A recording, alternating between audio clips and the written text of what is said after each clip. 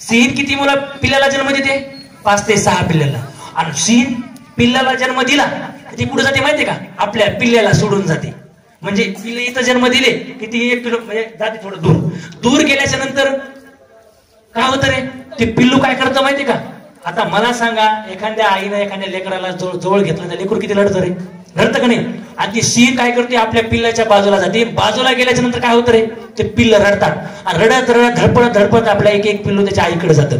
बरोबर आहे की नाही? आणि जातं. मग एक पिल्लू काय करतं? उठतं पडतं उठतं पडतं आणि आईला रडत, आई येणं ग जवळ, आई येणं, मला खुशीत घेणं. कोण म्हणतं ते?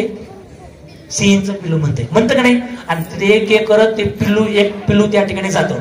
दुसरं बी कसं धडपडत धडपडत धडपडत त्या ठिकाणी जातं. तिसरं पण कसं तरी धडपडत धडपडत त्या ठिकाणी जातंय. चौथं जातं, 5वं जातं, 6वं मात्र उठतच नाही.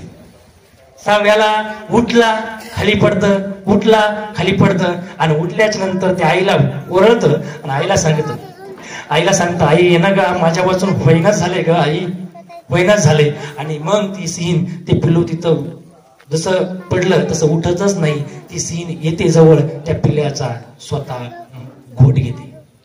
ती पिल्ली काय करते? सिंह काय करते? स्वतःच्या पोराचा घोट घेते. का घेत असेल बरं? कारण तिनं सांगितलंय सिंहाचे बछडे हे जगतात कसे? सिंहासारखे. तू जर जगलास तरी काही कामाचा नाही, कारण सिंह या जगामध्ये जर राहायचं असेल तर सिंहासारखं राहावं लागतं.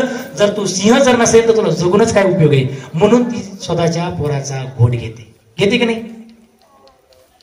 एक लक्षात ठेवा. तिला माहित आहे की याला पुढे त्रास नाही झाला, त्याच्यापेक्षा आता त्रास हा मेलेला बरा. बरोबर की नाही? मग तसे सिंहाचे जसे बछडे जसे सिंहासारखे जगतात, तसं पण आपण सर्व सनशाईन इंग्लिश स्कूलचे काय बरं हिरो आहेत. कोण आहेत? हिरो. आणि आपण कुठेतरी झळकणार आहोत, कुठेतरी आपलं नाव होणार आहे, कुठेतरी आपलं गुणगान होणार आहे. त्यासाठी एकदा जोरात स्वतःसाठी एकदा तुम्ही इथं बसला, त्यासाठी